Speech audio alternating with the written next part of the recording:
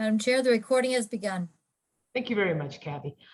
All right, let me go ahead and call this session of the Oregon Aviation Board into order. And for everybody out there, if you could do us a favor, if you have any electronic devices, if you could go ahead and silence them now for the courtesy of everybody involved, that would be great.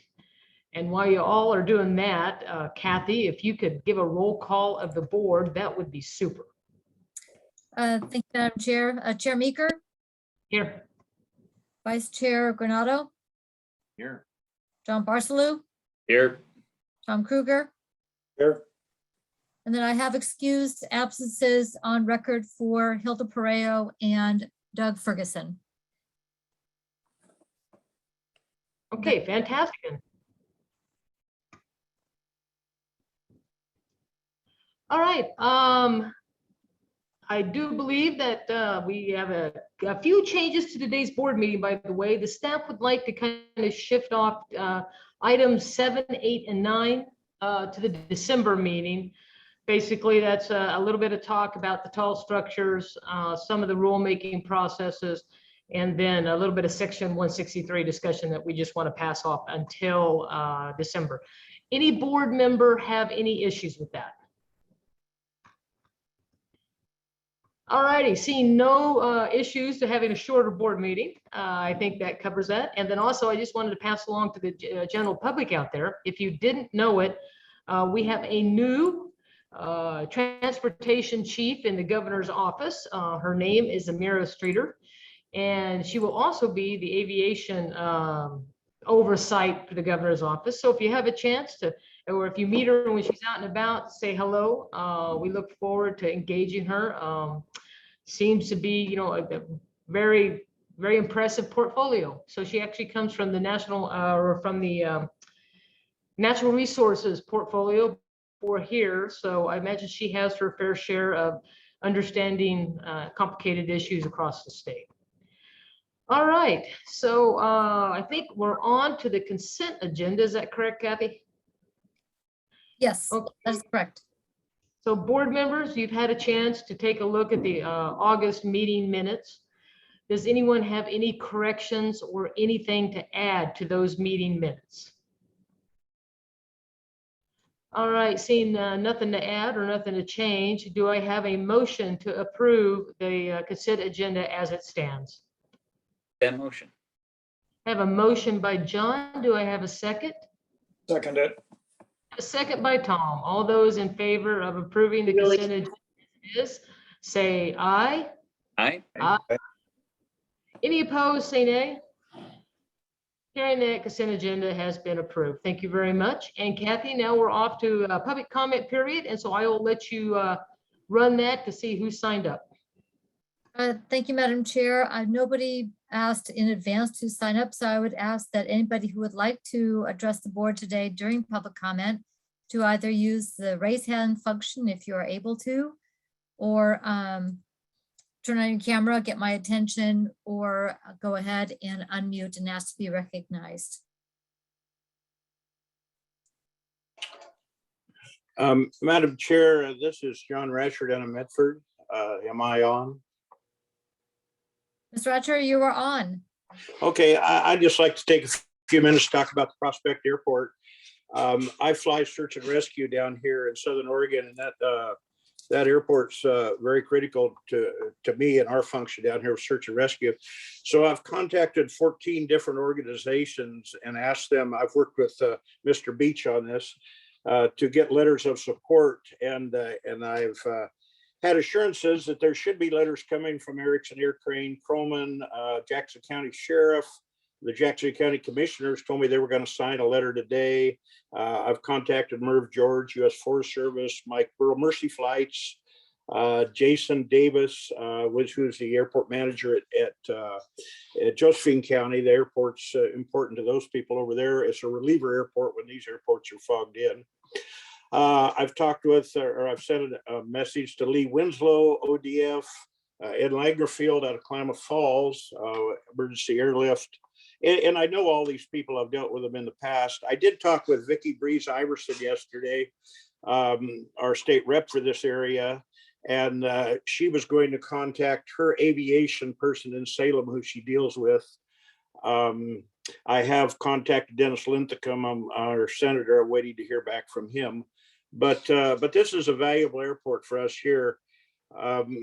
There was some talk about needing some seed money, and I would suggest that the Forest Service often uses this as a helibase in the summer, and I think the Forest Service would be the proper source to maybe look for some seed money, but I don't know how that system would work, how we would ask the Forest Service to maybe get involved with that.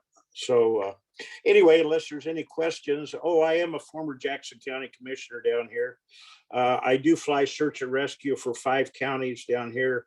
Remember the Kim family? I was one that found them in my helicopter years ago, about 10 years ago. So anyway, that's a valuable airport up there at Prospect for us. So hopefully we can get the Connect Oregon grant in place. And with this support, I'm hoping that we can. Yeah, All John, right, thank you. And John, we actually talked a little bit about Prospect yesterday during our working session. We got to get the sinkhole repaired, and we got to get that airport back up and running. And in the longer term, we got an end of life issue with that runway that we need to get repaired. So it is definitely, it's on our radar scope.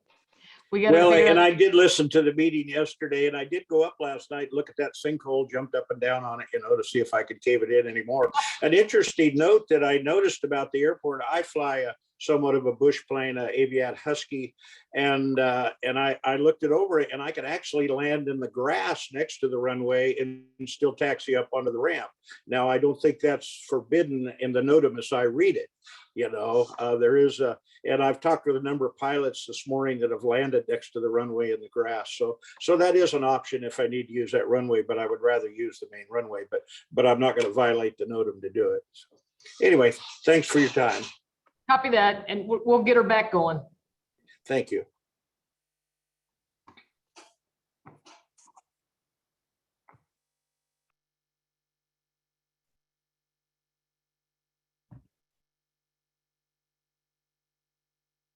The unmute button. Tracy Williams has asked to be recognized. Good morning, everyone. And this is my first meeting of this organization, as I've only been the Bend Municipal Airport Manager for about 18 months. So with that, I'd like to echo the sentiments of the last speaker about the opportunity to present before this organization, the need for an air traffic control tower at the Bend Municipal Airport. We will be making application to the state before the deadline as the 3rd busiest airport in terms of aircraft operations in the state. We believe that this project is long overdue. We will be making application, and I have so far at least 20 letters of support from airport businesses, community leaders, and other general aviation users in support of this project. It's estimated at about $7.5 million. We have already issued our request for qualifications for interested bidders to start this process. And to date, I have received only local elected and appointed official letters and indications of support to meet the local required match to move this project forward. And if this project could get on your radar and give it consideration, I am more than happy to provide additional information. Thank you for your time. All right, Tracy, and I'm assuming you're applying for the core process? I am going through the Connect Oregon grant application process, and we will submit before the end of the application deadline. Okay, super, super. Glad to hear it. But that's for the Connect Oregon. That's not for the core, right, Tracy? Right now, it is for the Connect Oregon grant, and if there are any other available grant programs that would assist in this overall project, I will provide application to any and all. Yeah. I'm not maybe- opposed to having a bake sale. Okay, copy that, Tracy. And you know about our core funding that in addition to Connect? If not, please give Heather a call at ODA so she can run you through the process. Absolutely, thank you. Hey, thanks, Tracy. Thank you, Madam Chair. The next person who has a hand raised is Bruce Bennett.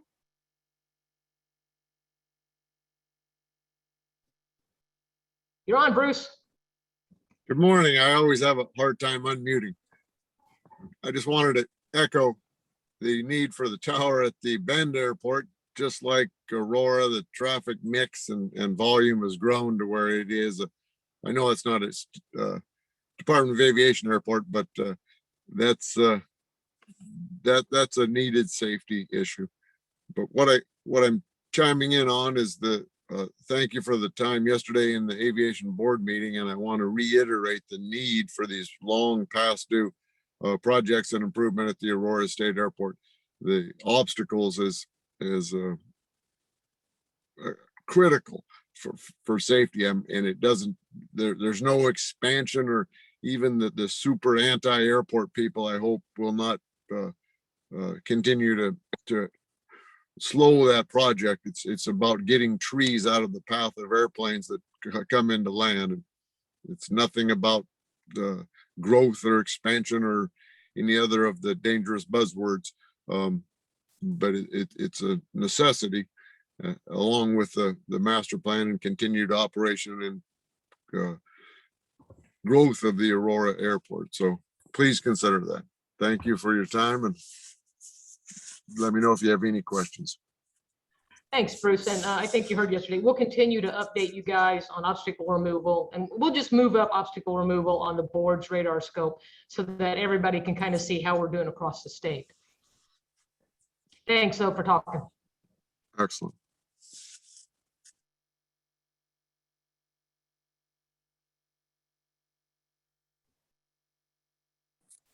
There's no one else with a hand raised right now. Last call. For once. All right, I believe that concludes the public comment. Back to you, Madam Chair. All right, super. Well, we haven't heard from Christopher for like ever. So how are we doing on the finance front? Okay, let's see. I have a presentation for you today. So I'm going to share my screen.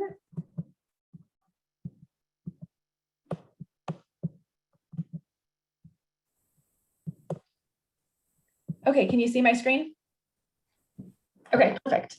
Okay, so I'm going to give you an update on the 2021 Key Performance Measure and Annual Performance Review Report. And then I'm going to also give you an update on the Aviation Best Forward Practice Survey.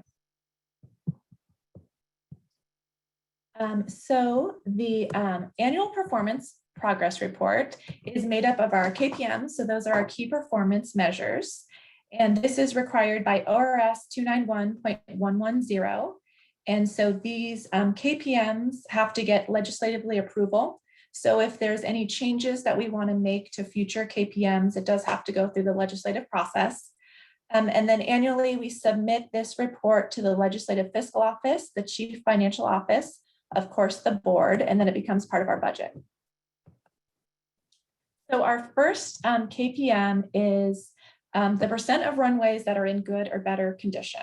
So this is basically measuring the success of the PMP program. And we get this data from the PCI, which is the Pavement Condition Index. And so this year, 94% of the runways either scored good or better with the PCI index. And so you can see over the past 5 years, we've ranged from 93 to 94%. So we're staying very steady with good marks for the PMP program. The second KPM is the percent of runways that are meeting or exceeding approach surface standards. And so this year in 2021, you'll see our actual is the blue there. So we received 61%, and our target is in orange, was 94%. So this is based on the FAA Part 77.25 standard that requires the 20:1 glide slope ratio. And so this one's really looking at obstructions. So are there obstructions that are preventing the runway from meeting these standards? So for this one, we are looking at all of the public use airport runways. And then some runways or some airports, of course, have more than one runway. So we're measuring every single runway. And I know we talked a lot about obstructions yesterday. And I know we have a lot of projects that are upcoming or are ongoing right now for obstructions. So I'm hoping that we'll get a higher percentage next year for this one based on that. KPM number 3 is the number of public use airport inspections that are conducted. So in 2021, our actual was 128 and our target was 144. So how we get this target number, well, first of all, ODA conducts 97 FAA sponsored inspections for all the NIPIAS airports, the 5010s, and we do that over a 3-year period. So in 2021, we conducted 32 of those. And so we reached 100% of our target for those inspections. Now we also conduct quarterly self-inspections on the 28 state-owned airports. So that would be 28 times 4. So that would be 116 that we're required to meet there. And so of those, we actually conducted 96. Out of the 112. And so the reason we didn't meet all of those, well, first of all, Oahe is a very remote airport, so it's inaccessible by land. So we never are able to get that inspection every quarter. So we actually rely on pilots to let us know the conditions of that airport. And then also the other shortage of the inspections can be attributed to our staff shortage. So we had to reduce operations by 25%, as the board knows. And I think you can see over the last couple of years, that blue actual has been like a lot lower than our target. And I think it is because of that staff shortage. It's hard for us to get to all of our airports on a quarterly basis when we don't have enough staff to do that. So KPM number 4 is the percentage of federal funds that available that are obligated or spent. So this one is really measuring how we're managing our federal funds. Are we doing it properly? Are we taking advantage of all the federal funds that are available to us? Also, are we able to meet the match requirements when there are some, so that we can take advantage of all of the funds available? So this is a good news story. So over the past 5 years, we've always reached 100%, and our target is 100%. Number 5 is customer service. So this is based on a survey that we send out to our stakeholders. So we send out a survey to almost 4,000 people. It's made up of pilots, airport managers, FBOs, tenants, anybody who is our customer and they've signed up to receive our emails gets this survey. And we ask them 6 different questions. So we're asking them about ODA's accuracy, our availability of information, our expertise, our helpfulness, our timeliness, and then our overall customer service. And then we also give them an opportunity to give comments on the survey. So you can see here, the green line is what our target is. So our target is 91% satisfaction in all of the areas. And then the dark blue line right next to the green, that is what we received in 2021. So you'll see for the last 5 years, we're always between high 70s and high 80s in all of the answers. We haven't quite gotten to our target of 91%. If you look even closer at the survey, you'll see in this past year, it has dropped a little bit from what it has been in the previous 3 years. And I looked through all of the comments of the survey. Several people left comments. And one of the themes that I was seeing in the comments was that we're not doing a lot of outreach, and they want to see us more. And I know, of course, this last year was a struggle for us with the outreach. We had to cut that from the budget. And I'm going to be compiling all of those comments and sending those to Betty so she can take a look at them. And then we're going to go over and seeing how we can improve our customer service in the future.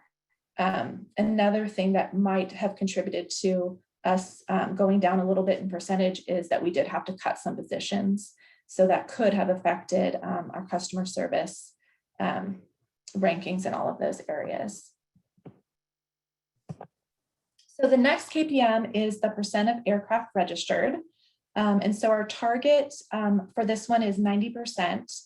So we're comparing here the amount that are registered compared to the amount that are inactive in our database.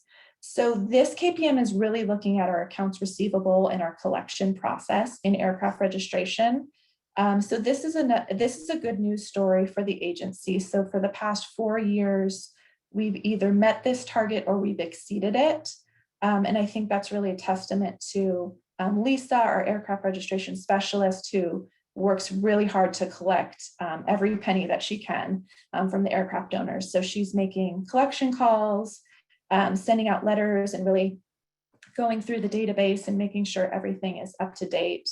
And then Lisa and Andrea also work really hard on our collection process and making sure that we're meeting all of those state requirements for collecting funds. So for aircraft registration, we receive about $300,000 to $350,000 a year, and that revenue is used for project match. So it's a very important revenue stream for the agency. So it's really important that we collect as much of that as possible. KPM number 7, this is the last one that the board should be most familiar with. So this is the percent of best practices met by the board. And I'm really happy with the results this year. The score was 97%.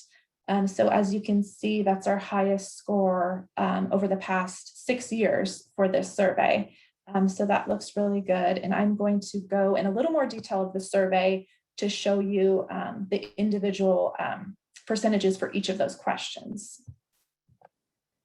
So just a little more background on the survey. You might be wondering where we got the questions.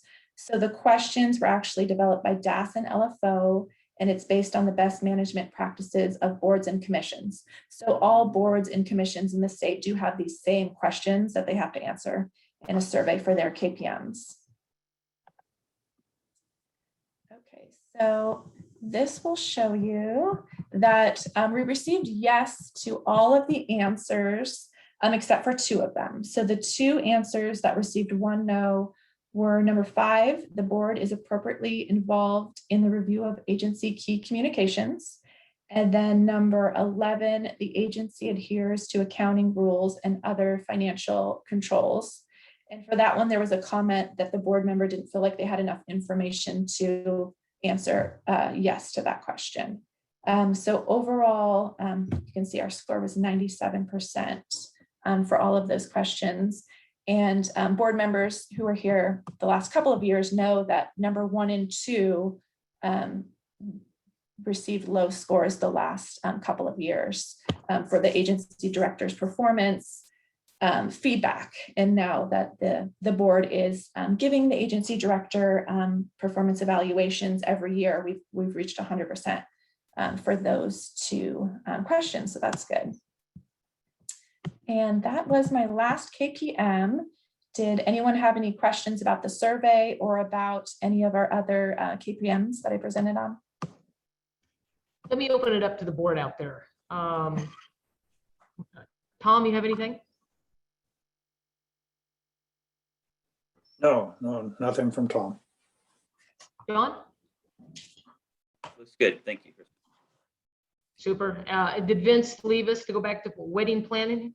I'm still here. And I guess the question, I think I might have been the one on the finance that made the comment.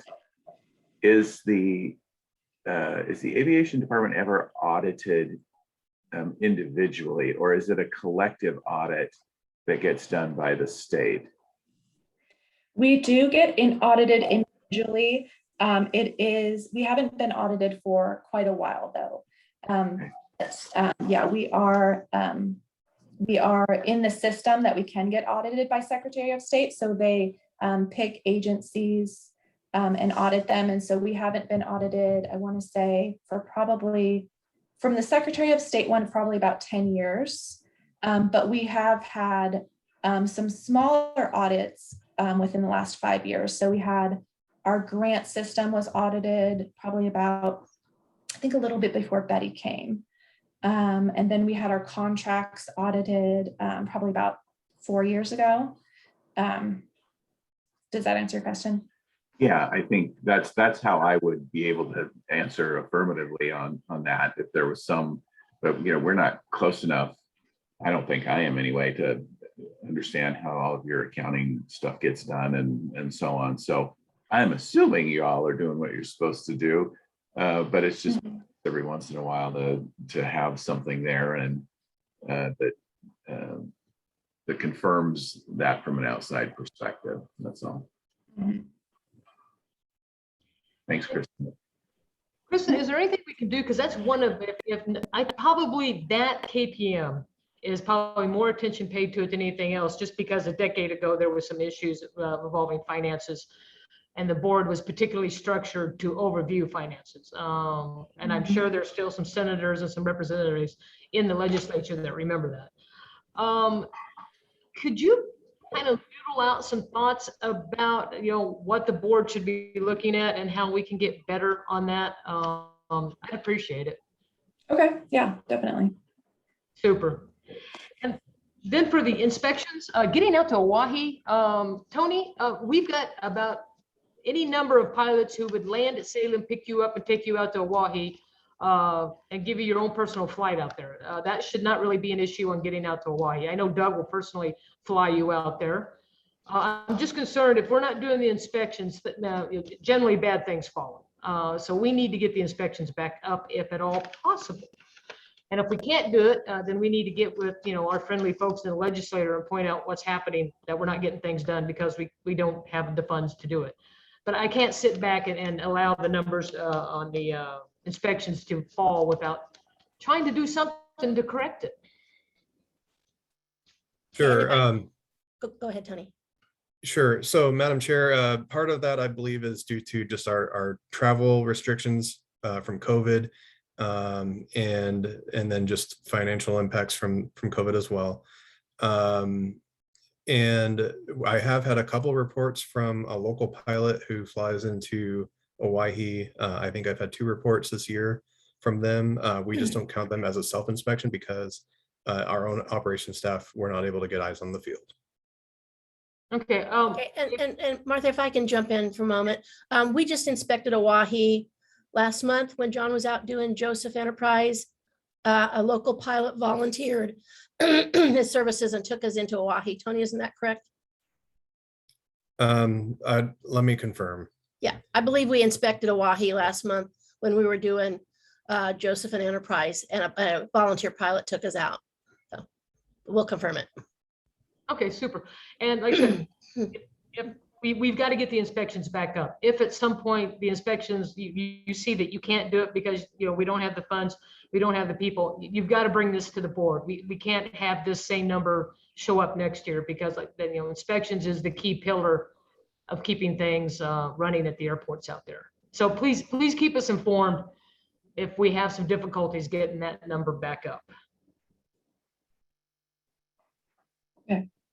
Okay. All right. So I think right now we're going to go to temporary rule making about concerning some lease time periods. Betty, I'm going to hand that back over to you. Question, Madam Chair, before we do that. Kristen, did we need to have the board approve the APPR? Oh, I'm sorry. Good catch, Kathy. Kathy, actually, they don't have to approve it. They're just required to see the results of the APPR, but they don't have to vote on it. Okay, thank you for the clarification. I'll make that a note of that in the minutes. Madam Chair. So we ready to move on to the temporary administrative rule? Yes, we are. Let me pull up my screen.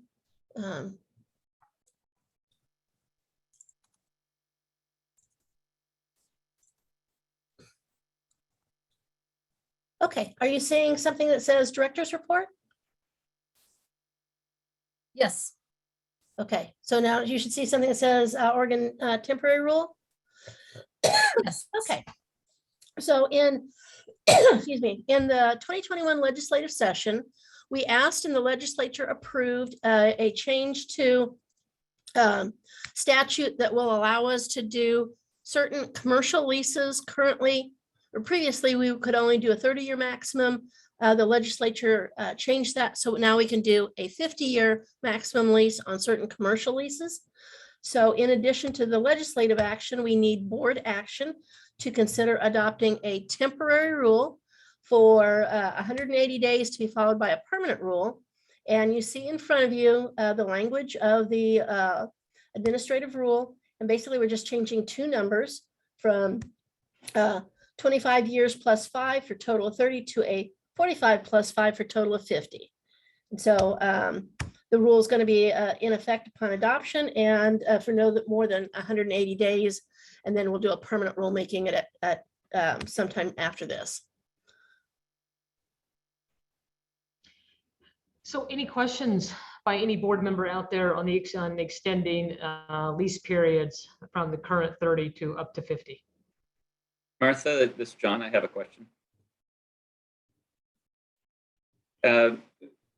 My question, can you hear me okay? Yep. Okay. So my question is there any investment requirement for the increase in term?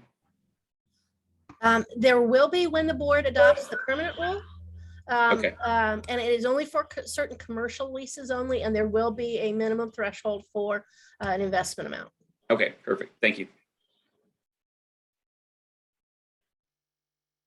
Any other questions concerning extending the lease period? I had the same question that John did, so that's helpful. I'm very comfortable creating the opportunity to do it. That doesn't mean everybody gets that, however. Yeah, same here. I think we all see it as an opportunity to allow Yeah. those folks who want to do something at the airport to get paid back for it. Okay, so with that then, let me ask, do I have a motion to adopt the temporary administrative rule to change OAR 738.015.002 subsection 3, reading from a maximum of 25 years to a maximum of 45 years, and OAR 738.015.0020 subsection 4 from a not to exceed 30 years to a not to exceed 50 years, effective until adoption of permanent rule or 180 days from this date, whichever is first, effective upon adoption. Do I have a motion? So moved. I believe I have a motion from Vince. Yep. Do I have a second? I'll second it. I have a second from John. All those in favor of adoption of the temporary administrative rule as read, say aye. Aye. Aye. Any opposed, say nay. Hearing nothing opposed, then let it be known that the adoption of the temporary administrative rule as read passes unanimously. Thank you very much. Okay, thank you very much. So, Madam Chair, excuse me, Director, there was one question in the chat, and if you wouldn't mind, it was from Catherine Stevens at Eugene. It was, is there a reversion clause in these leases? And I think she just wanted to know for her own benefit, if you don't mind. okay. I'd be happy to answer that. No, we do not have reversion clauses in any of our leases. Thank you for your consideration in answering the question. I appreciate it. All right, thanks, Kathy. Betty, I believe it's over to you for your director's update. Sure. Okay, so this is going to be very brief because we covered a lot of ground yesterday. And so today I was going to give you a little more of an introduction on our newest board member who will be confirmed in November. I don't know that Mike is with us today, but we introduced him yesterday, but I wanted to give you a little bit more of his background. So he's a pilot with a commercial and multi-engine ratings. He's the general manager of the Erickson Aircraft Collection in Madras. He works in the corporate headquarters office for Precision Aircraft Solutions in Beaverton. He is the grandson of Jack Erickson, from the founder of Erickson Helicopters. So he's an Oregon native and part of a family that has a strong history in aviation. And he was recommended by Senator Johnson. And this is him flying one of the Erickson Aircraft Collection aircraft. So I just want to give you a little bit more of a background on Mr. Oliver, and he will be confirmed by the Senate in November. So, so moving on, I want to just as a recap, the federal fiscal year just ended in September, and Oregon's airports did pretty well with a total of $321 million total. Of that, 53 million was the AIP funds, and then another 140 million from CARES, 32 million from CRISA, and 95.5 million from ARPA. And CARES, CRISA, and ARPA are funds that can be used for operating expenses of airports, where the AIP, regular and discretionary, are funds that can be used for capital improvements. And then on CARES, CRISA, and ARPA, 97% of that went to the commercial service airports, and 3% went to the general aviation airports. I don't know why that did that. Okay. And then we talked about this yesterday, but just to briefly summarize again, we're going to ask for a FEMA grant. We've applied for one to do a follow-up study related to resiliency and airports' roles in following a Cascadia subduction zone event. So I won't go into any more detail on that because we talked quite a bit about that yesterday. And then, as we've mentioned, Connect Oregon is back. Looking at its history, 285 projects have been funded so far. 66 of those were aviation related, and 63 of the 66 were grants to airports. The largest one was $7.5 million to Redmond, and the smallest were $16,000 grants each to Lexington and to John Day. So for this round, again, there's 46 million available, 30% local match. 4 of the state-owned airports will be applying for it, and the grant applications are due later this month.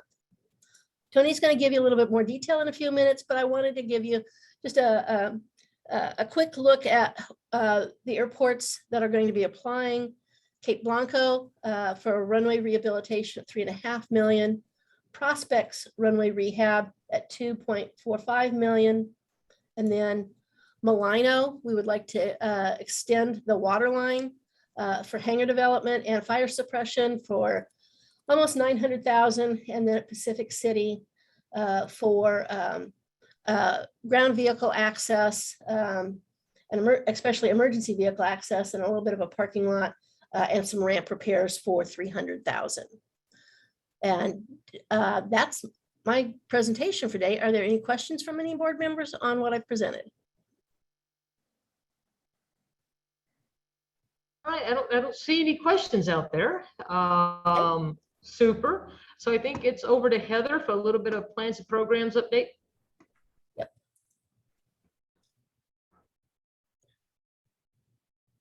Yes, thank you very much. Let me share my screen. Madam Chair, while Heather's bringing up her presentation, I would like to draw attention of the chair and the board that there is no longer a quorum present, so the remainder of this meeting will be informational. And all the best to Vince Granado and his family on their family celebration. Thanks, Kathy. All right. Thanks for the opportunity to let me give you some information on what's going on in the Planning and Programs Division and some of the work, the awesome work that the staff is doing. There's no doom and gloom here. There's a lot of really cool things happening, and it's really great to be able to be a part of it. And I get to work with these amazing people every day that help out.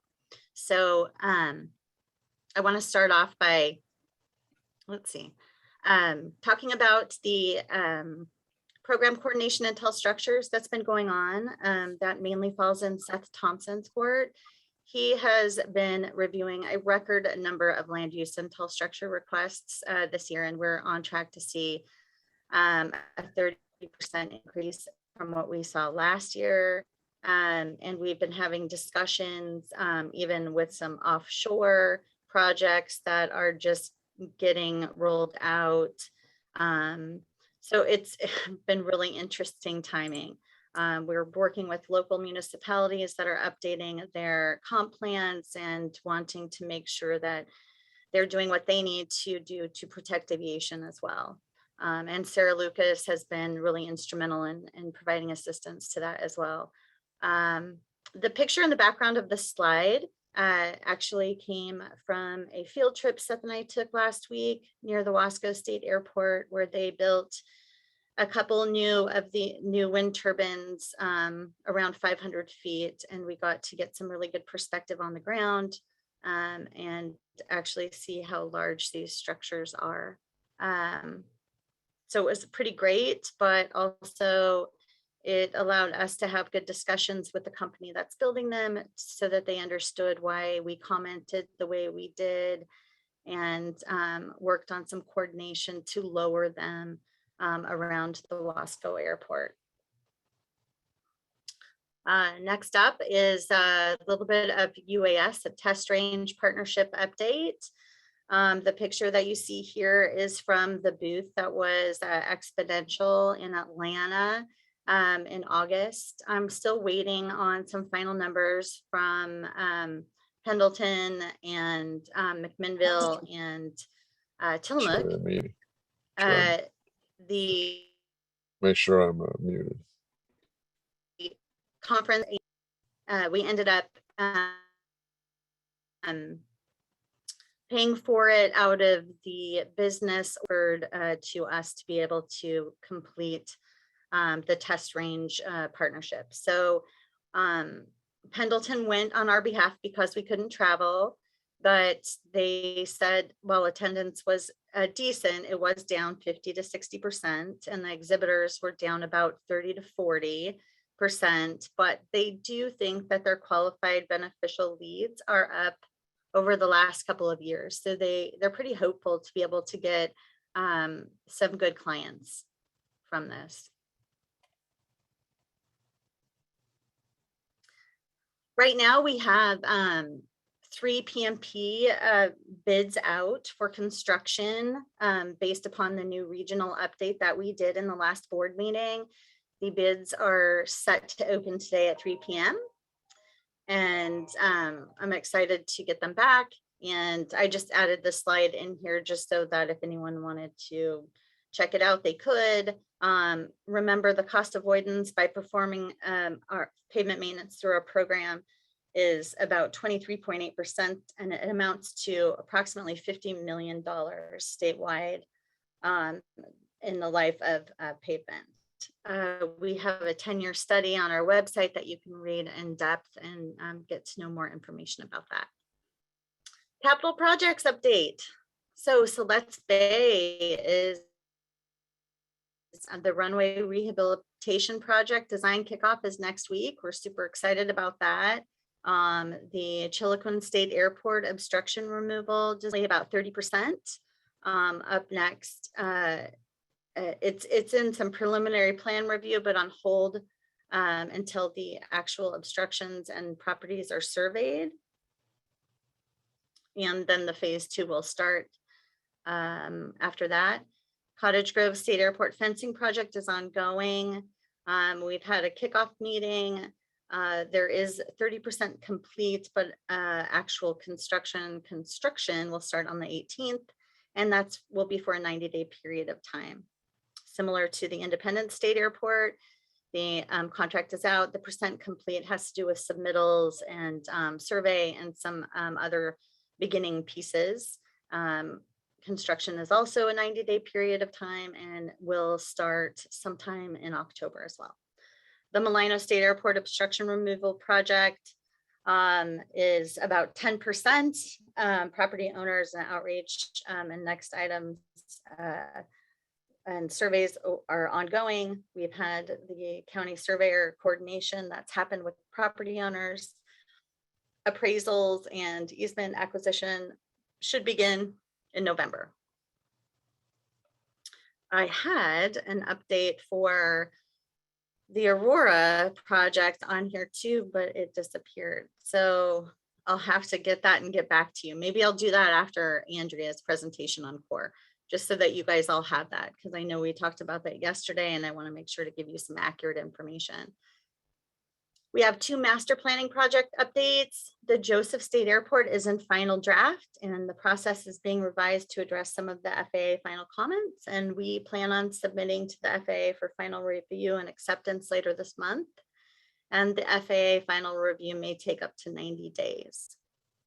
I am happy to announce that the Aurora State Airport Master Plan project kickoff has been scheduled. The PAC has all been confirmed by all of the participants, and the master plan kickoff is scheduled for November 16th.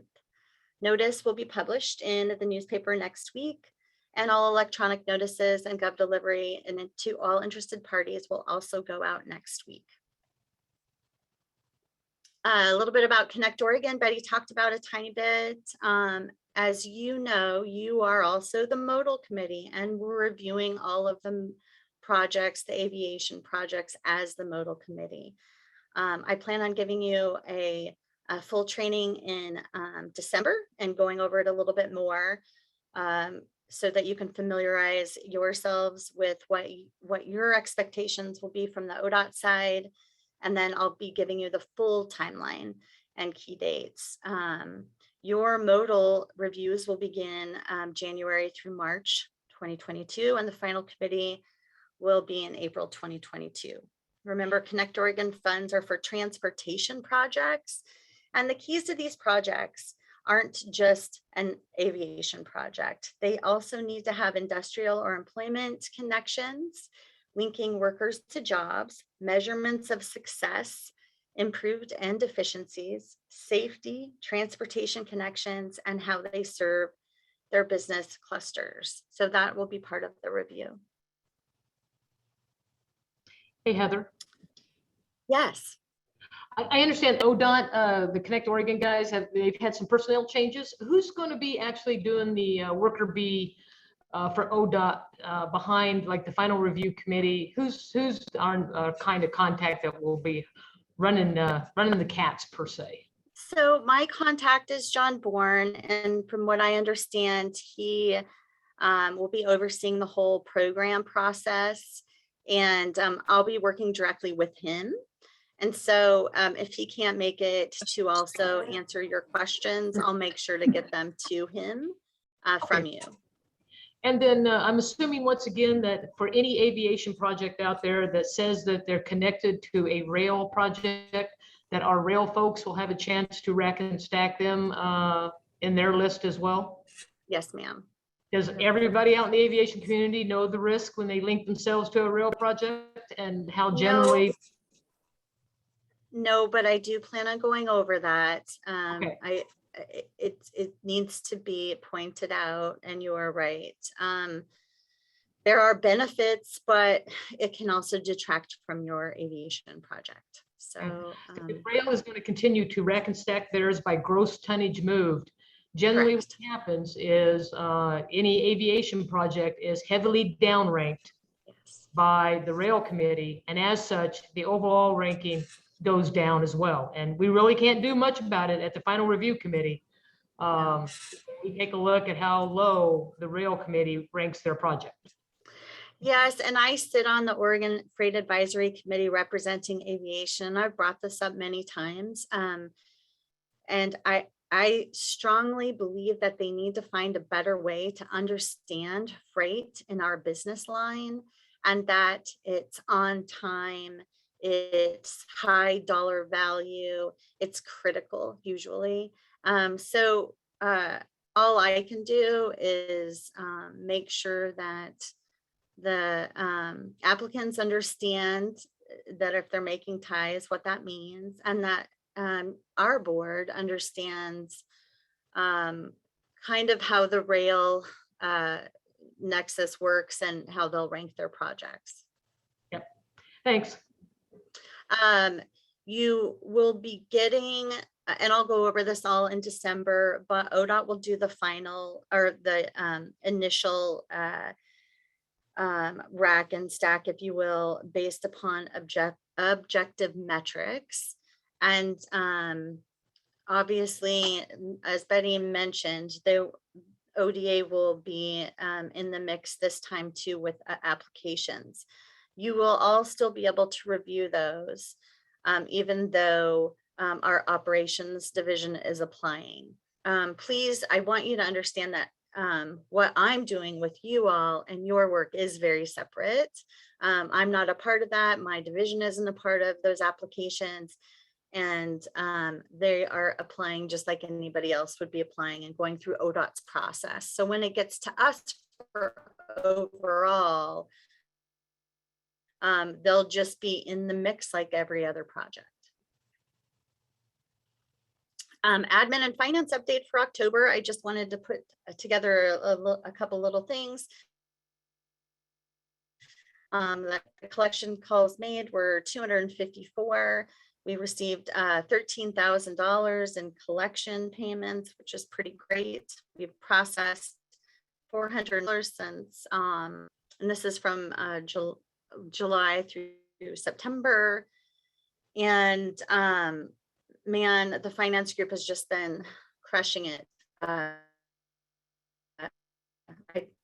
know electronic procurement system statewide, which is taking huge heavy lift for everybody, and we're in phase 1 completely now. Phase 2 will include the bidding and transactional pieces and also the payment pieces on contracts, and that will come after April. So that's going to be another piece. Right now, we also have 3 RFPs out for planning and engineering services for some of our NIPIAS airports, and the procurements these are the ones that take place every 5 years and are airport specific. The proposals are due back in November, and I will give the board a full update at the December meeting.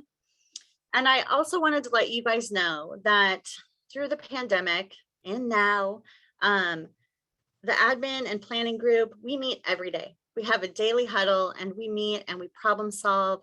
And it's at least a 45-minute meeting, no more than an hour. And we do a round robin. And I just can't say enough about this group. It's been tough, but on a daily basis, the amount of amazing work and passionate work that comes out of this group is fantastic. And they recharge me on a daily basis. So I just want to let you know that they're doing an amazing job for the agency. And we appreciate that. You guys touch a lot of folks across the state. And with that, are there any questions?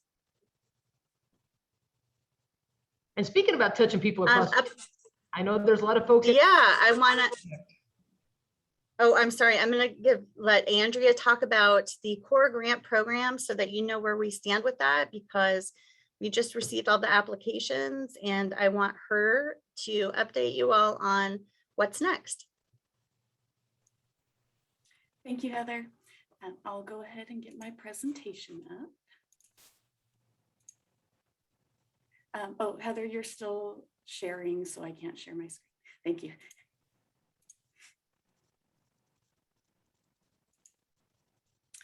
All right, are you all seeing the presentation there? No. No? Not yet.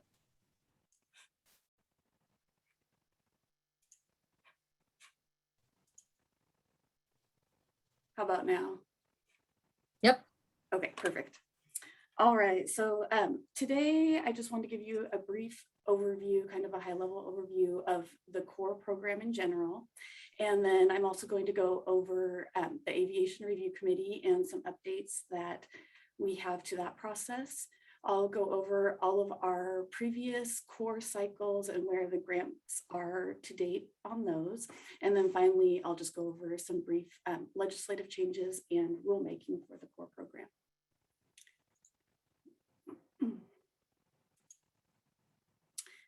I just wanted to share a couple of pictures because I always like to do that with our projects. So on here, I've got a 2019 project from Columbia Gorge Regional Airport. They did reconstruction on their north apron.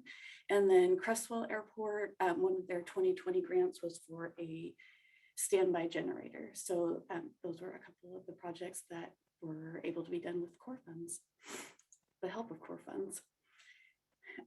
So for our core program, House Bill 2075 was passed in 2015, and this created the Aviation System Action Program, or ASAP, which is funded by an increase in our fuel tax revenue.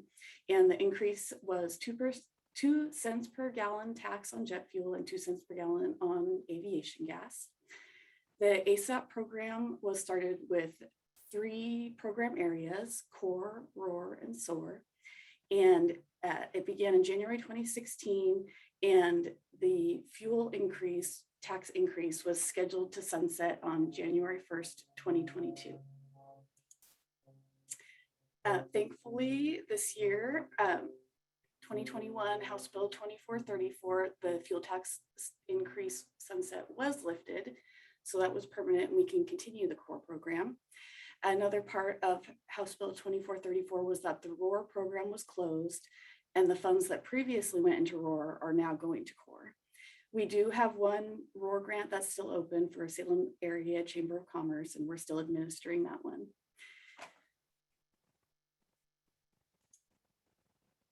This is a slide that you've probably seen many, many times. These are steps that were set up at the beginning when core was created to give a kind of a good, consistent timeline for how the cycles would go. So we always start with, of course, our grant applications.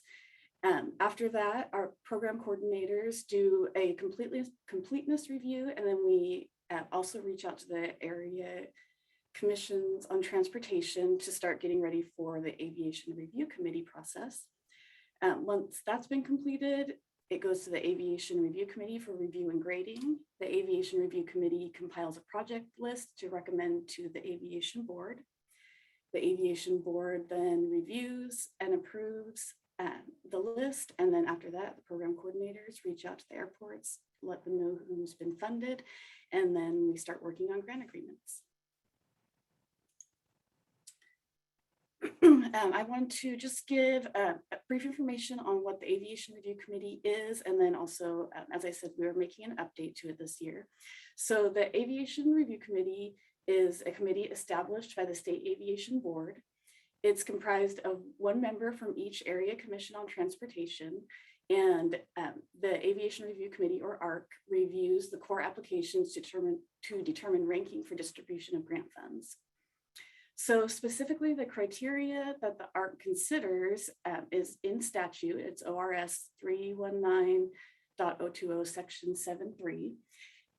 The items they're looking at are: does this project reduce transportation costs or improve access to jobs in Oregon? Does it result in an economic benefit to the state of Oregon? Does it connect elements of Oregon's aviation system in a way that will measurably improve utilization and efficiency of the system? Is it ready for construction or implementation? Does it have a useful life expectancy that offers maximum benefit to Oregon? And finally, how much of the costs of the project can be borne by the applicant from sources other than the ODA core program or Connect Oregon? The ARC determines the criteria based on whether the answers to the questions meet the standard, somewhat meets the standard, or does not meet the standard of that criteria. After that process is done and the applications have been graded, then the ARC ranks the applications. This is done by reviewing the scores and making recommendations to break any ties in each priority. The review considerations were created by the ARC during the first core grant cycle in 2016-17. The ARC may take into account application scores, percent of grant match by the applicant, numbers of recommended grants to be considered already for a single applicant, so if they have several applications, and finally, if the grants are applications are dealing with safety projects. For our cycle 6, 21, and 22, we are changing the process a little bit. So previously, each individual ARC member received applications to review on their own, and then program coordinators brought them together and did a meeting to look at them all together. For our new process, we are actually going to have the ARC members split into cohorts of 2 or 3 people to review the applications together. And then once the ARC members are appointed by their ACs, program coordinators will put together the application packets to distribute to the cohorts, help set up meetings, and assist with any communication needed. And program coordinators may also help facilitate the meetings. We decided to go this way because we believe that this new process will allow for more comprehensive review. We'll have multiple sets of eyes on the application. So if there's questions or errors, there'll be more communication, able to figure out issues better, clear up confusion, and just allow for more accurate grading and ranking. Next, I've got our core grant status by cycle. So as mentioned back in the August board meeting, we were able to close the first cycle of core as of June 30th. So that was closed last fiscal year. We currently have just 3 active grants in cycle 2. We've got 14 still active in cycle 3. Cycle 4 and 5, of course, were our unique ones where our applicants that had AIP grants received all the funds from the FAA, so there wasn't a match required on those. So for cycle 4, we ended up just having 4 grants approved for funding. So one of those has already been closed and completed, 2 are active, and we're still working on the pre-agreement on one of them. And then for the 2020-2021 cycle 5, we've got 12 active grants, 9 are currently in setup, and we've already got one of those projects closed out. And then of course, finally, for our current cycle 6, the application period closed September 24th, and we received 38 applications from our airports. So we are excited to get into those. So here are our outstanding obligations for cycles 1 through 5. Our 3 grants in 2018 have about $80,000 left to expend. The 14 grants for 2019 have about $377,000. 4 grants in 2020 will be about $447,000. And then for 2021, with our 22 grants, since we still have 9 that are in the pre-agreement, we're estimating about $2.4 million total obligated on those. Our carryover from the last cycle for funds is about $655,000. And then the fuel tax revenue that's been received through August is a little over $1 million. And we're still estimating about $2 million total for funding cycle 6.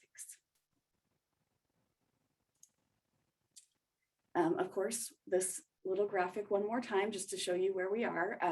Currently, we are at the program coordinator internal completeness review, and we have also reached out to all of the ACs and requested information on who their ARC member will be, and have started receiving responses back on that.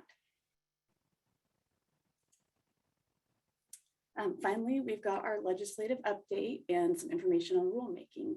So House Bill 2434 went into effect on September 25th, 2021. Rulemaking is needed to update Oregon Administrative Rule 738-124 to match the new requirements for House Bill 2434. The entire section of rules will be reviewed to ensure consistency. There are 3 specific requirements for rules in the legislation. The department may adopt rules that set higher minimum contribution commitment requirements, current minimum is 5%, or establish maximum grant amounts. The Oregon Department of Aviation may adopt a definition of rural Oregon for purposes of this subparagraph to assist commercial air service to rural Oregon. There is a current definition, so that could be recommended to leave in place. And then finally, the State Aviation Board may establish by rule priorities for the distributions made pursuant to this subsection. And this refers to the purposes that qualify for core grants. In regards to the rulemaking process, the Rulemaking Advisory Committee is selected and approved by the State Aviation Board. Draft rules will be written by ODA staff and a DOJ attorney. The rulemaking advisory committee reviews, revises, and receives public input on the draft rules. And then there's a public comment period, Department of Justice review and approval, and then finally State Aviation Board approval. The new rules from HB 2434 apply to all grant applications received on or after September 25th of this year, and regarding all fuel tax funds collected on or after January 1st of 2022. So the new rules need to be in place by June of next year, 2022, to allow for preparation for the grant application cycle to open in September of next year. And that's all I have. Does anyone have any questions? Henry, thanks. And the new process by the ARC, I really look forward to that. You know, the guys just do great work on giving their local perspective and getting them a chance to sit next to each other now in groups of 2s and 3s to kind of bounce each, you know, thoughts off of each other. Kudos to y'all for, you know, helping set that up. Thank you. Yes, we're really excited to start that process this year. Is Jim going to be our lead again this year, or who do we have kind of heading up the ARC for the presentation in February? Kathy, do you remember?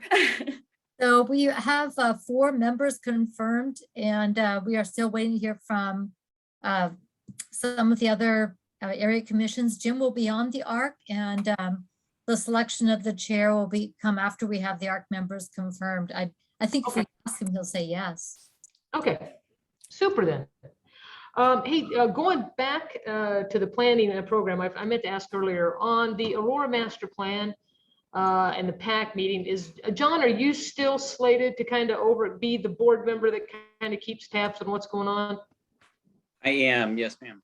Super, appreciate that, because I know you just went through your process, so we appreciate the expertise on that. And then Prospect, I know you talked a lot about the capital projects and various other pavement projects. Betty, what is the date for that sinkhole to be fixed? Do you have a hard date for Prospect and getting that when are we going to get that airport back open? I'm going to ask Tony on that. I don't know if we've got a date yet for the repair on the sinkhole. So we don't. I actually have on my calendar to go meet our engineers out on the field next week. And we're going to take a look at the conditions. We have to open it up to determine just how severe the condition is. The picture that you've seen and that I have in my presentation that's coming up here in a few minutes, that is one sinkhole. It is not the only one. So we have to determine how bad the condition is and if we can even make a short-term repair or if it's just going to require a pretty much a complete reconstruction. Our thought right now is that when that airport was constructed, similar to other airports throughout the state, that trees were cut and just left there and then paved over, and those trees over the decades have rotted, which is potentially causing this condition on the field. And if that's the case, then it may be so prolific that we may not be able to make a short-term repair, but I don't know yet. Okay, if we're going to close it long-term, we need to figure out what are options to allow usage. You know, it may be the grass field. We need to figure out some kind of service, if at all possible, that we can make happen there. It may not be the absolutely FAA pristine process, but let's put some thought to that. Sure. Yeah, the airport, and I'm going to touch on this a little bit later, but the airport is still open and available for helicopters. I do have a NOTAM issued that the aerodrome is closed to fixed wing, and until we can get more information. Okay, all right, thanks a lot, appreciate it. So speaking of looking at going to the operations update, I think you're next. Sure. Okay, let me get my presentation shared.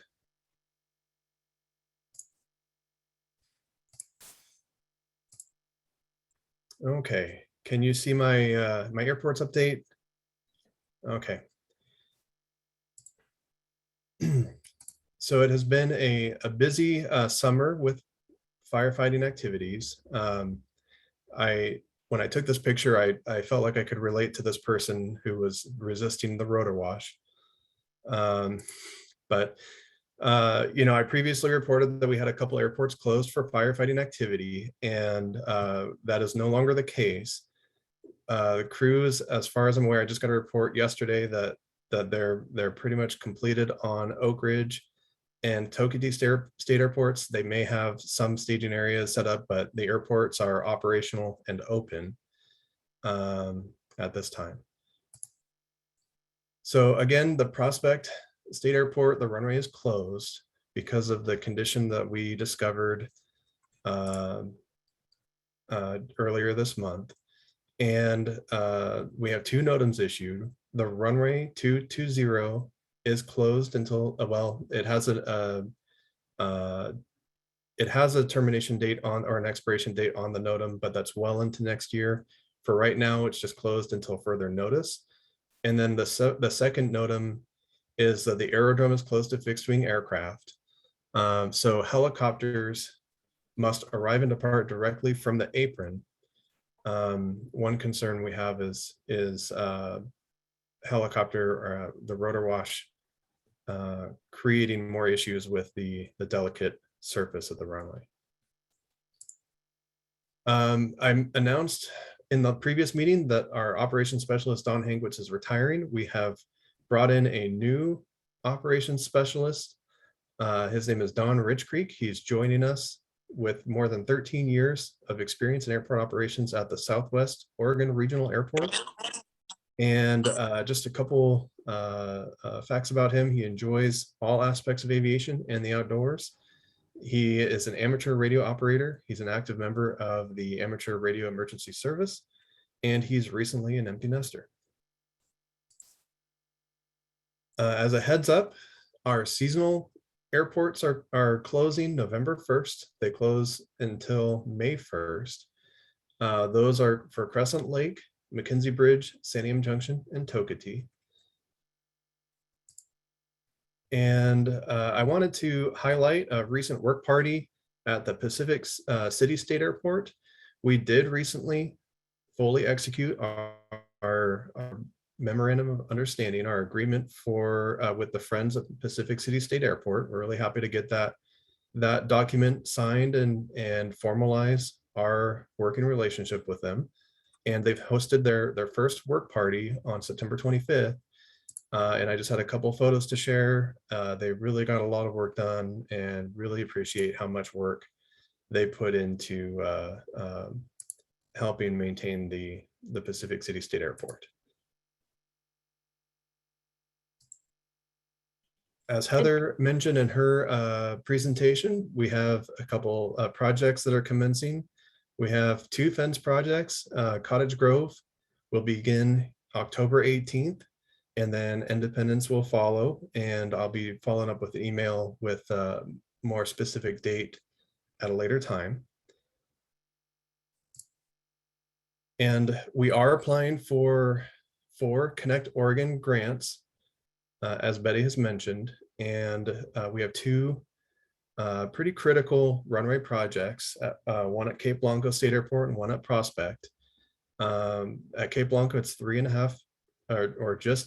approximately $3.5 million to rehabilitate the runway and make improvements to the electrical system, including the edge lighting and PAPI and reels and other equipment. At Prospect, similarly, we'll be doing a runway rehab for $2.5 million, and electrical improvements to the electrical building. We'll also be including a pilot's lounge with a restroom similar to what has been installed at the Cottage Grove State Airport, and then improvements to the segmented circle with the lighted wind cone and the airport beacon. And then for Malino State Airport, we will be doing the waterline improvement project if the grants, if the funds are awarded. And this has been kind of the big bottleneck for that airport for future hangar development. And then at Pacific City State Airport, the access road for the property that we purchased last fall. And that will include a parking lot and a rehabilitation of the apron there at Pacific City. That concludes my presentation. Are there any questions? Tony, on independence, I understand for the board members out there, there was some concern about we were going to put a fence, totally fence the airport, and part of that was calling for a fence about 300 feet off the end of a runway. I understand the desire not to spend any more money on linear fence feet, but we're rethinking that. Is that correct? It's just too close to the end of the runway to make folks comfortable? Yeah, so I understand there have been a lot of concerns about safety and people have been uncomfortable with the location of that fence. The fence at that distance is outside of the runway safety area, and it's outside of the approach surface to the runway. It meets federal design standards, but we are taking a closer look at that at this time to consider other options, and so we're still looking into that. Any way to put that discussion into the light of, danger from animal crossings to the danger, it's to showing that if you want to risk mitigation, it's better to do this than that. Right, and so that's what we're trying to look into. Yeah, yep. All right, super. Thank you very much. Appreciate all the hard work out there, and welcome aboard, everybody. Don, is that you said that was our new guy? That's right, Don Rich Creek. All right, so we glad to have him aboard. That's for sure. Thank you. Thanks.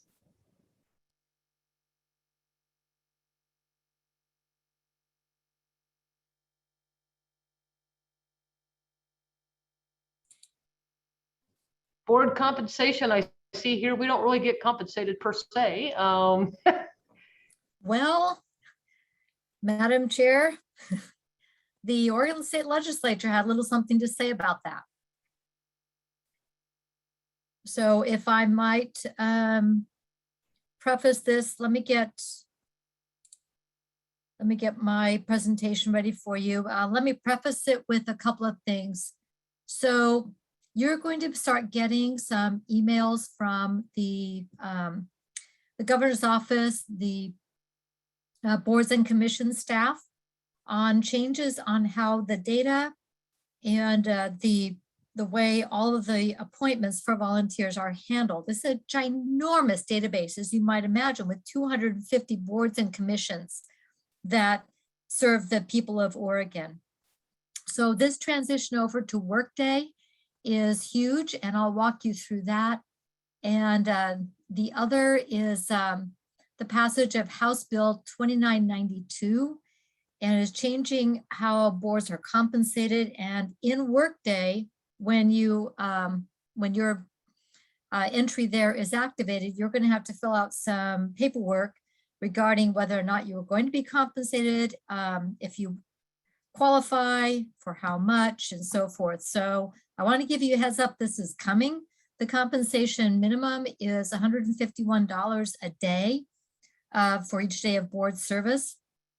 And it was passed with the idea that for some people, taking a full day off of work is a financial barrier to participation in board service in the state. So that was the stated intent behind this, but there will be some paperwork involved to say, yes, I qualify based on your income. No, I don't qualify based on your income. Yes, I'll accept it, or no, I won't. So those will be some decision points, but that's not coming yet. So let me get my presentation up here. And share it. Loading. And I'm gonna go to my slideshow. And see if I can share my screen. Okay. Share. Okay, can you see official boards and commissions in Workday? We have it. All right. So this all went live on October 1st. Workday is what we as state employees use to keep track of our training, our other human resources, database, and so forth. Most other agencies also use it for their time cards. We don't. We're part of a separate one called that's operated through ODOT. So it's the official system of record for all of the executive appointments. And so that entire database got uploaded and went live on the 1st. So that was something that I went through some training so I'd understand what that looked like. And each of you has a page on that. So if you have somebody new, let's say like Mike Oliver, what he now has to do, and he's already been through this process, to go to the same page as always with the, in the governor's office, but now instead of here, upload these documents, there's the click here that is on there. You click into that, and then you need to put into the search State Aviation Board. Otherwise, the whole 250 list will come up, and that's going to take you a while. Then you click on the State Aviation Board member to get into the application. The nice big apply button then takes you into Workday, where you have to either sign in if you've already got an account. Let's say a state employee is also going to be a board or commission member on something unrelated to their employment, they can do that. If it's a person who is just a board or commission member, you'll have an email sign in. If not, then you create an account, at that, on this page. So all of the appointment work is now being done within Workday. My role is as a board administrator partner. So I'm the person who manages the overall support of administering the board. And I am able to go in and help finalize newly appointed board members. So Mike Oliver and I get to walk this fund for the first time together. So that will be a new experience for both of us. And then I'll be support for all of you going forward when you have contact information changes, the appointment dates, when it starts, when it ends. And they're going to continue to add functionality as this develops. The transition was very smooth, by the way. It was just on, and I was able to get in there immediately and start navigating through. So big kudos to the governor's staff working with their IT folks on making this a very smooth transition. The policy advisor in the governor's office also has a role. So he or she will be able to get in there and also look at applications and be able to push them forward through the application process. We have a new member of the team, and that is Shawneen O'Brien Lee, who is going to be taking Christina Rice Whitlow's place. She's still helping out during this transition, but she'll be managing that along with Seyoon Kim, who is going to be the manager for the executive appointments. Okay. So they had certain assumptions on how they were going to classify a board member. So it looks like you're an employee. I know it's really weird, but they had to kind of create a job description, a job title. So you're considered to be part-time, limited duration, because you have to be reappointed. And so we do have an end date that we'll put on there to remind us. Hopefully we won't have any more situations like we have in the past where a due date has slipped by. This is going to be one of the great functionalities to help, again, managing a database of over 250 boards and commissions. So just to give you an idea what it looks like, there's my page. And when you log into Workday, if you want to find the board at the top of the page, there's Kathy, yes. Kathy, your slides aren't advancing. Oh, there. Nope, you're still not advancing. Oh, criminally. Okay. Let me see if I can stop share. And I was popping through on my slides, but apparently not for you. Okie dokie. Let me try again on the share.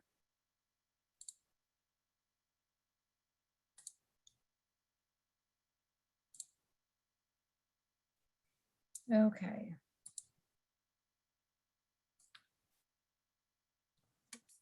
Here you. Let's see if I can get that to go. There we go. How's that? Yep. Does it say we are now accepting? Yes.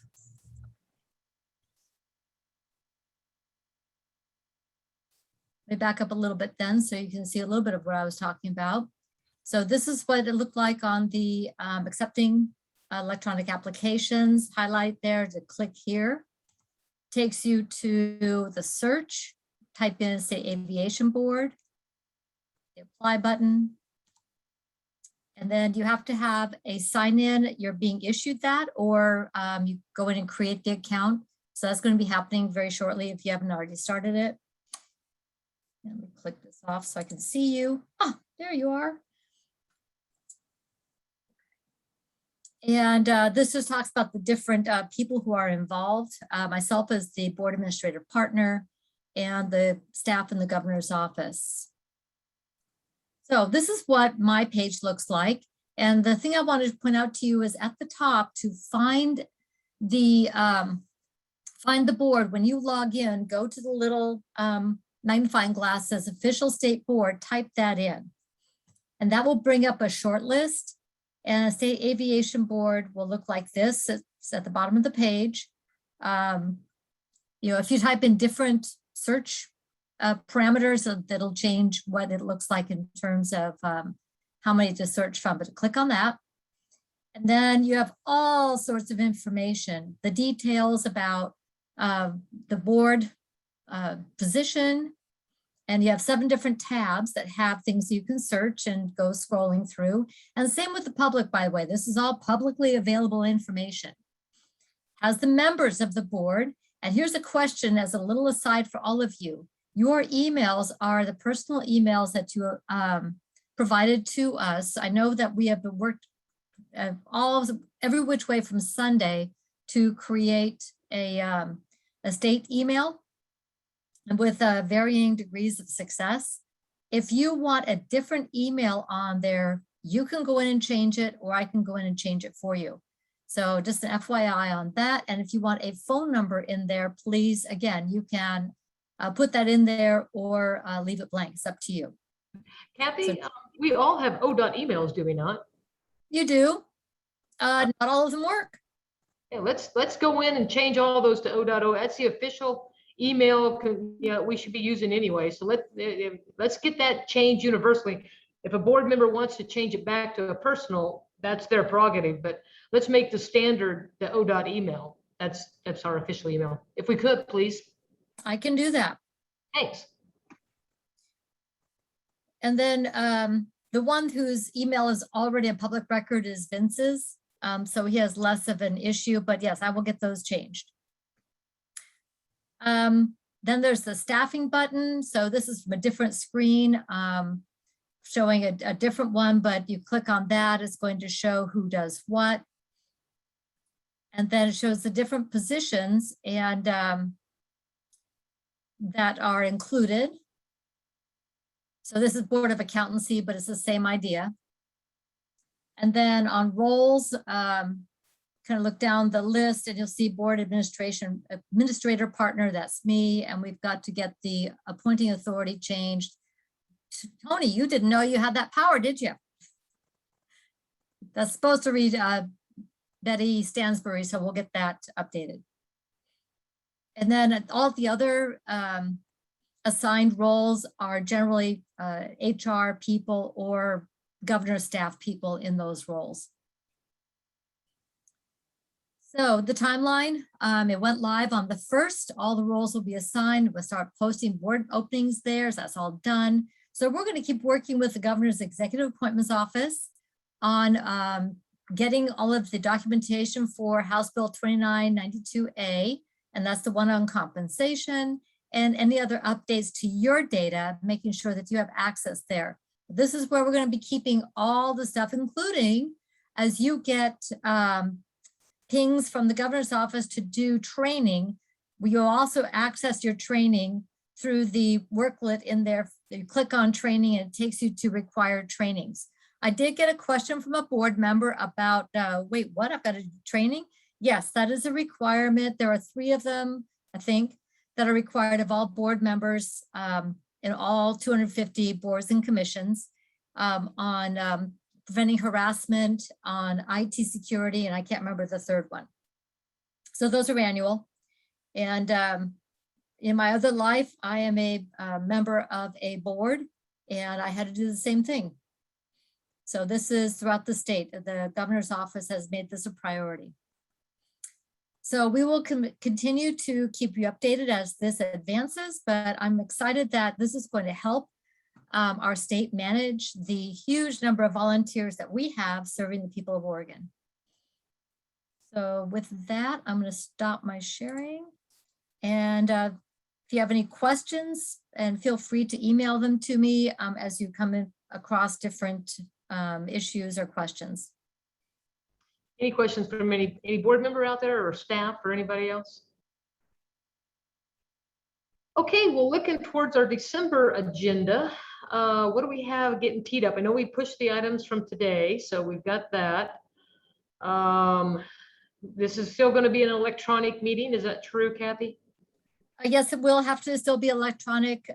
We have not received any word from the governor's office about reopening to in-person until at least January. Okay. And that changes. So we're all on stay tuned, just like you are. I did send you, Chair Meeker, a list of potential dates. And did you want to kind of talk about that a little bit, what you think?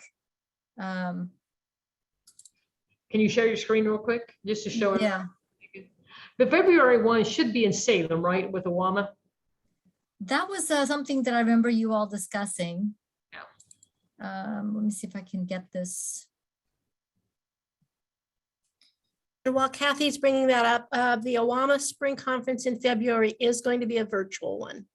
Oh, it's going to be virtual? Okay, well, Yes. we'll just stay with them then. I guess that'll mean February meeting to go virtual. And I'll say that the Awama conference is virtual, which is on the 12th and for the fall. If you haven't already registered for that. Yeah, John, you're cutting in and out. Sorry, the Awama conference for, excuse me, next week on the 12th you should have already registered for that and everything. But if you haven't, please reach out to Kim Stearns on that. Okay.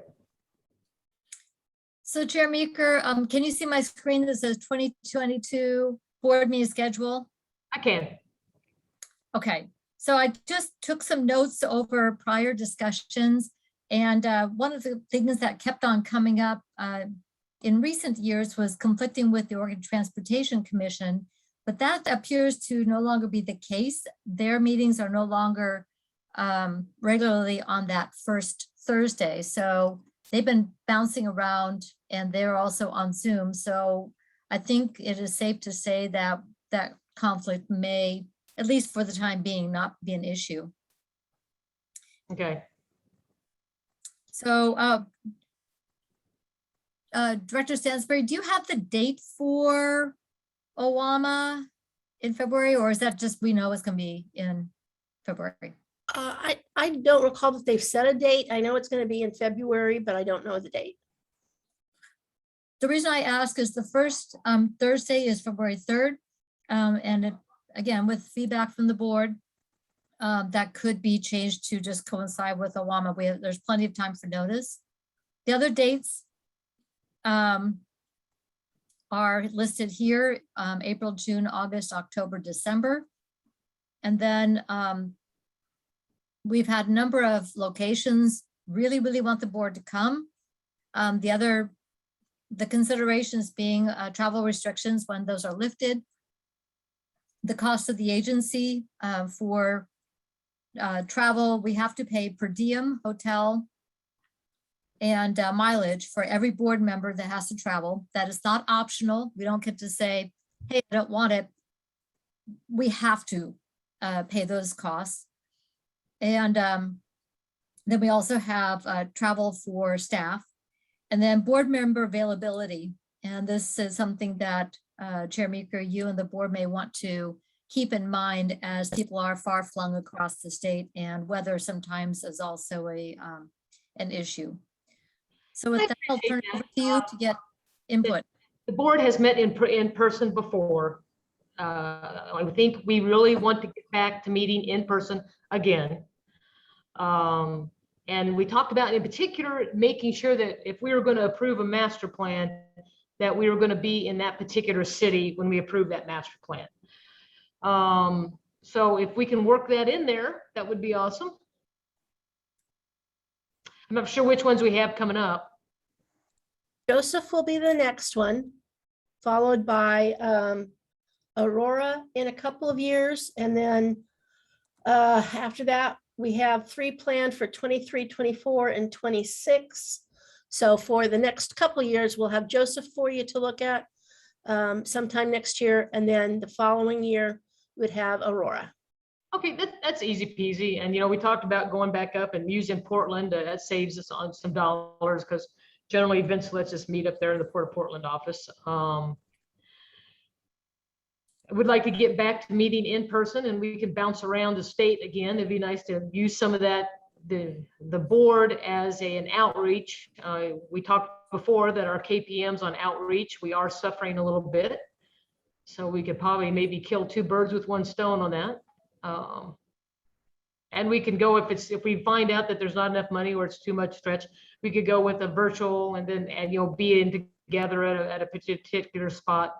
I'm up for suggestions, but I do want to get back to having at least some in-person board meetings out among the state. We have to get back to that.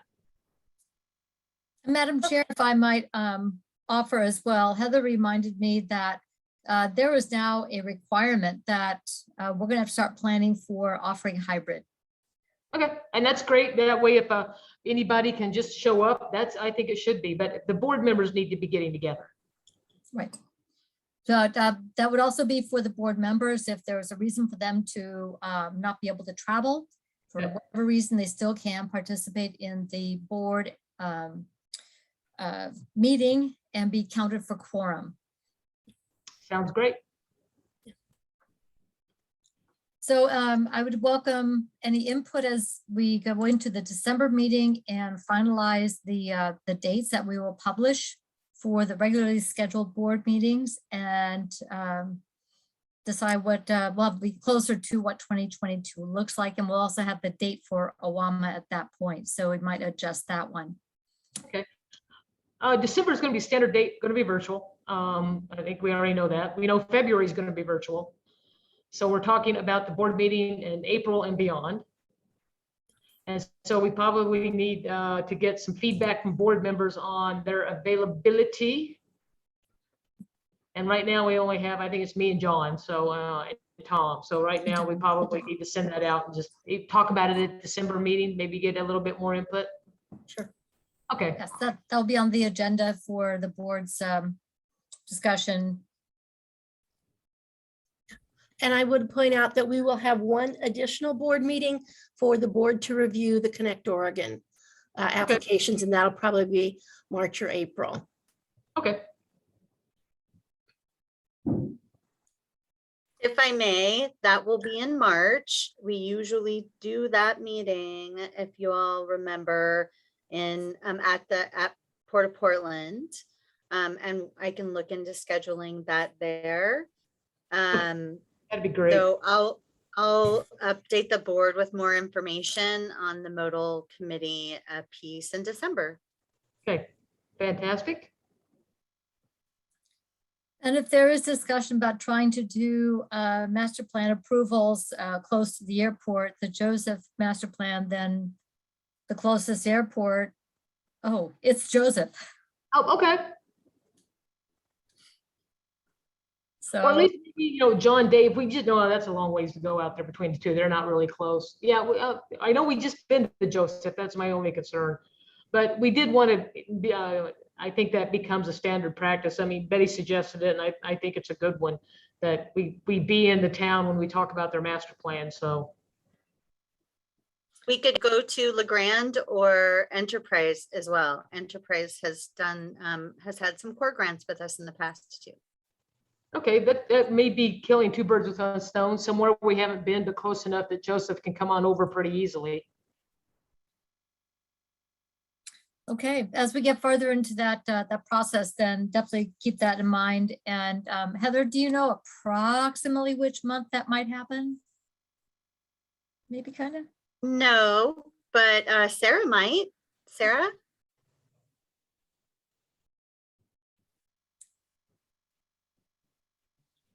She probably can't find her mute button. We'll get that into the, there you are. Hi, Sarah. Yes, sorry about that. Can you repeat the question? I was writing some notes and I missed the actual question. The actual question Just looking to. Sorry, go ahead, Kathy. Sorry. Do you know approximately what month we might be looking at board adoption of the Joseph Master Plan? You know, no sooner than the February meeting, just given the upcoming holidays with FAA review can sometimes slow it up in the winter months. So anytime after February, I think is a safe assumption that we'd be ready for it. Okay. So I'll put that into the notes for the board to have as well. Okay. Madam Chair, that's all I have on that agenda item. Okay, super then. Anything and upcoming for the December, we talked about, we'll try to figure out how to frame the obstacle, we just keeping obstacle removal on the board's radar scope. I'll talk more with Betty on just how we get into a rhythm on that.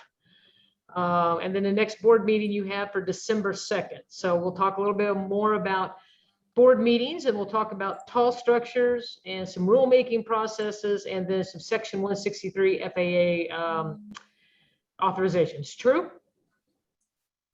Correct. And then I'm sure something will come up that will, operations update, planning update, something I'm sure will come up that will need to be addressed as well. You'll be approving the members for the Aviation Review Committee. Oh, super. Changes. And I know there's going to be at least two. Okay.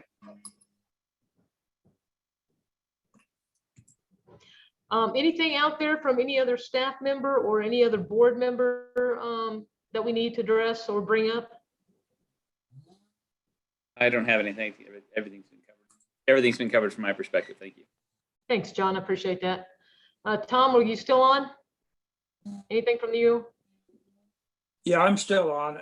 If possible, just the situation and prospect is interesting to me. And if Tony and what he finds is that they can get a repair in there earlier rather than later, it'd just be nice information to get.